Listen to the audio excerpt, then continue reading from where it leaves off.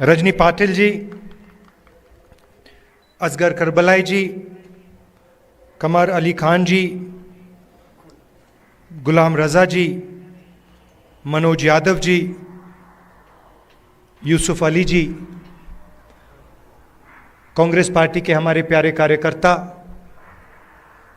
भाइयों और बहनों, आप सबका यहाँ बहुत बहुत स्वागत, नमस्कार।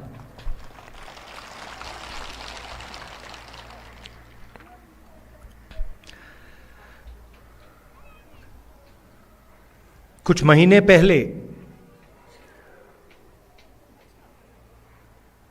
कन्याकुमारी से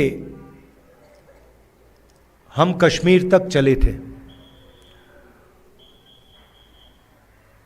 यात्रा को हमने भारत जोड़ो यात्रा नाम दिया था और हमारा लक्ष्य जो बीजेपी और आरएसएस देश में नफरत और हिंसा फैला रहे हैं, उसके खिलाफ खड़ा होना, देश में भाईचारा, मोहब्बत फैलाने की हमने कोशिश की। यात्रा का मैसेज था बहुत अच्छा नारा जो यात्रा में से निकला था, नफरत के बाजार में हम मोहब्बत की दुकान खोलने निकले हैं। और यही आपकी सोच है। पिछले दिनों में अपनी आंखों से मुझे यह देखने को मिला। यात्रा श्रीनगर में नहीं रुकनी थी, यात्रा को लद्दाख में आना था, मगर उस समय सर्दी थी, बर्फ थी और एडमिनिस्ट्रेशन ने हमें मना किया, कहा कि लद्दाख में नहीं जाना चाहिए। तो हमने बात मान ली थी। तो मेरे दिल में था और अभी भी है कि लद्दाख में भी हमें वो यात्रा चलानी चाहिए। शायद छोटा सा पहला कदम लिया, पैदल नहीं गए, मगर मोटरसाइकिल में मैं गया।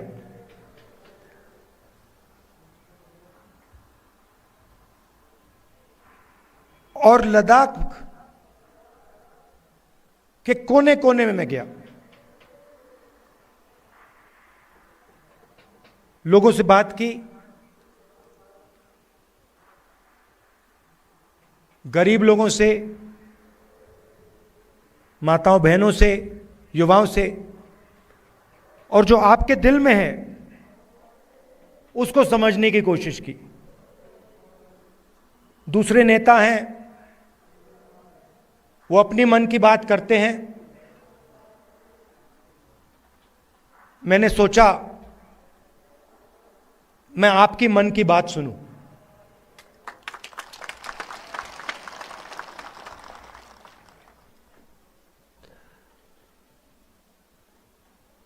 एक बात तो बिल्कुल साफ है कि जो गांधी जी की विचारधारा है, कांग्रेस पार्टी की विचारधारा है,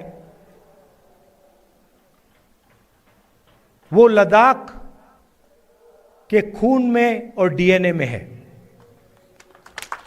और मैं सिर्फ नहीं बोल रहा हूं आपको, ये मत समझिए कि मैं आपको भाषण में बात बोल रहा हूं। मोटरसाइकिल में मैंने पूरे लद्दाख का चक्कर काटा है और रास्ते में देश भर से हमारे लोग लेबर का काम करते हैं। बिहार से, राजस्थान से, उत्तर प्रदेश से, झारखंड से, छत्तीसगढ़ से, अलग अलग स्टेट से यहां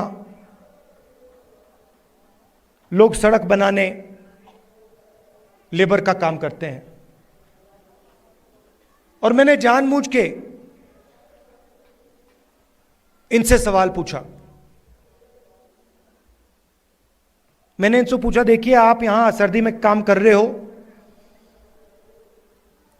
यूपी से आए हो, बिहार से आए हो, वहां पे इतनी सर्दी नहीं पड़ती, यहां पे -10-20 हो जाता है, आपको लद्दाख के लोग कैसे लगते हैं? क्या आपको लगता है कि यहां आप अकेले काम कर रहे हो या लद्दाख के लोग आपकी मदद करते हैं, आपको प्यार दिखाते हैं? मैंने उनसे पूछा, और एक से नहीं, अनेक लेबरर्स से मैंने पूछा, और सारे के सारे लेबरर्स ने मुझे बताया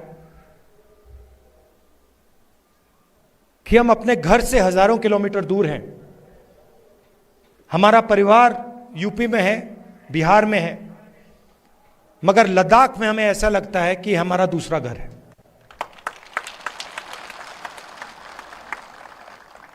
यहां पे जो भी कठिनाई होती है,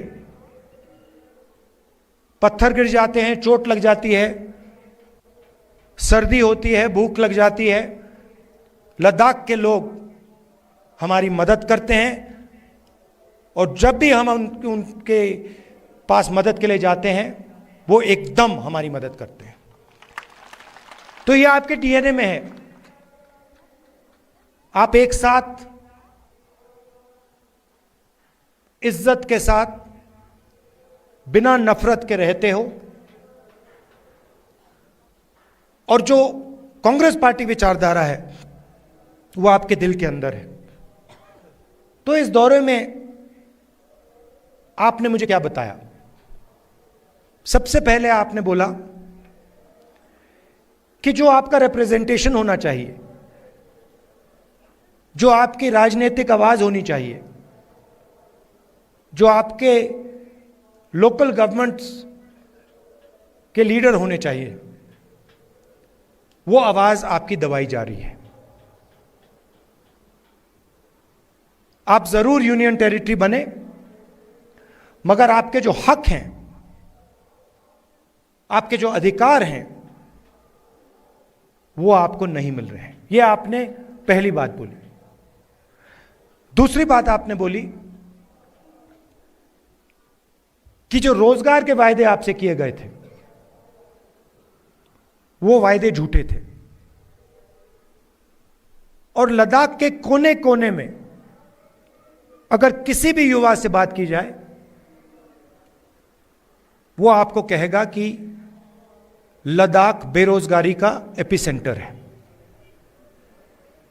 तीसरी बात आपने बोली कि जो सेलफोन की कवरेज होनी चाहिए, जो कम्युनिकेशन का सिस्टम होना चाहिए, वो नहीं है। यहां शायद आपने लोकल एयरपोर्ट की भी बात की कि यहां पे आपका एयरपोर्ट है मगर हवाई जहाज नहीं आता है। तो मैंने आपकी बात सुनने की कोशिश की, और कांग्रेस पार्टी आपके साथ खड़ी है, और आपकी जो स्ट्रगल है, चाहे वो आपकी जमीन का मामला हो, चाहे वो रोजगार का मामला हो, चाहे वो आपका जो कल्चर है, आपकी जो भाषाएं हैं, उसकी रक्षा करने की बात हो, हम आपके साथ एक साथ खड़े हैं।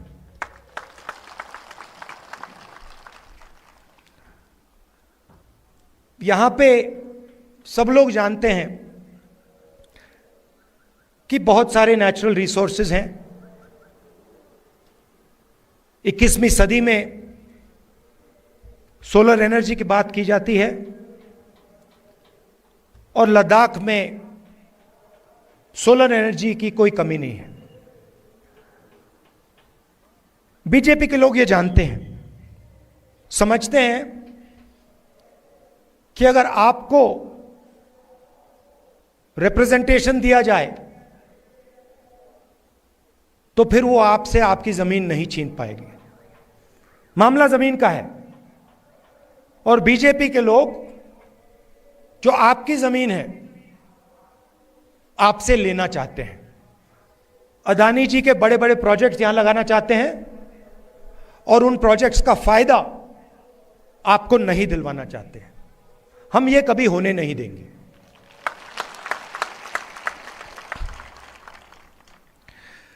कांग्रेस पार्टी ने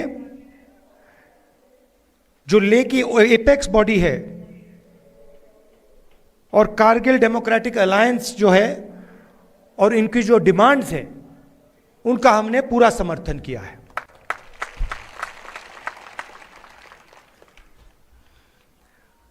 आखिरी बात मैं आपसे कहना चाहता हूं, लद्दाख एक स्ट्रेटेजिक जगह है और यहां आने पर, खासतौर से जब मैं पैंगोंग लेक में था, तो एक बात बिल्कुल साफ है कि चाइना ने हिंदुस्तान की जमीन ली है।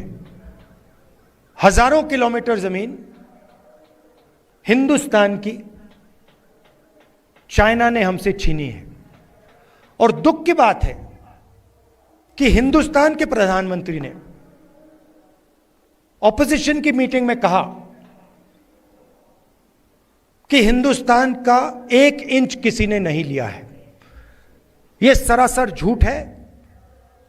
लद्दाख का हर व्यक्ति इस बात को जानता है कि लद्दाख की जमीन चाइना ने हिंदुस्तान से ली है और प्रधानमंत्री जी सच नहीं बोल रहे हैं। और आपका जो रोल रहा है, खासतौर से कारगिल का रोल रहा है, उसके बारे में मैं कहना चाहता हूं। जब भी हिंदुस्तान को आपकी जरूरत पड़ी है, जब भी बॉर्डर पे युद्ध हुआ है, तो कारगिल के लोग एक आवाज के साथ हिंदुस्तान के साथ खड़े हुए हैं। यह आपकी हिस्ट्री है। यह आपने एक बार नहीं, अनेक बार देश को दिखाया है। तो मैं इसके लिए आपको दिल से धन्यवाद करना चाहता हूं और आपको आश्वासन देना चाहता हूं कि इस देश में बहुत सारे धर्म के लोग हैं, अलग अलग जात के लोग हैं, अलग अलग भाषाएं बोलते हैं लोग। हमारे लिए सब लोग एक हैं और इस देश में सब लोगों को इज्जत से, मोहब्बत से रहना चाहिए। आप यहां आए, आपने अपना कीमती समय मुझे दिया, इसके लिए मैं आपको दिल से धन्यवाद कहना चाहता हूं। और अंत में कहना चाहता हूं कि अब मैं लद्दाख के चारों ओर घुमा हूं और शायद यह हिंदुस्तान की सबसे सुंदर जगह है और यहां के लोग दिल से बात करते हैं, प्यार से बात करते हैं। इसके लिए आप सबको बहुत बहुत धन्यवाद। नमस्कार, जय हिंद, सलाम।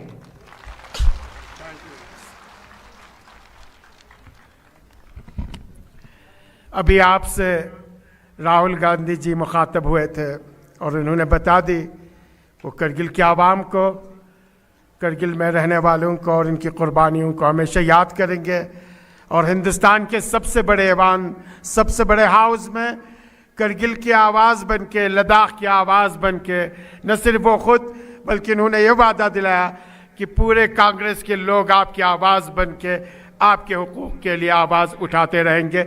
मैं दिल से करगिल के आवाम की तरफ से, लद्दाख के आवाम की तरफ से जनाब राहुल गांधी जी, उनकी पूरी टीम का, मैडम रजनी पटेल, उनकी पूरी टीम का और उनके साथ आए हुए मीडिया के साथियों का फिर एक बार शुक्रिया अदा करता हूं और उम्मीद रखता हूं कि ये राहुल गांधी जी का आखिरी विजिट ना हो, बल्कि एक और सिलसिला लेके फिर करगिल लेह की सरजमीन, लद्दाख की सरजमीन में राहुल गांधी जी आए और 2024 में इंशाअल्लाह पूरी हिंदुस्तान में राहुल गांधी जी इंडिया अलायंस की गवर्नमेंट बना के बीजेपी और इसके साथियों को साफ करके एक नई हिंदुस्तान की शक्ल में हमें गिफ्ट की शक्ल में पेश करेंगे। इन्हीं अल्फाज के साथ मैं इनका शुक्रिया एक आखिरी चीज बोलना चाहता हूँ, Please. एक आखिरी चीज बोलना चाहता हूँ। लद्दाख के हर रीजन में आपके लोकल इश्यूज हैं और लद्दाख के भी सेंट्रल इश्यूज हैं, और मैं आपको कहना चाहता हूं कि अगला जो पार्लियामेंट सेशन होगा उसमें मैं आपके जो मेन मुद्दे हैं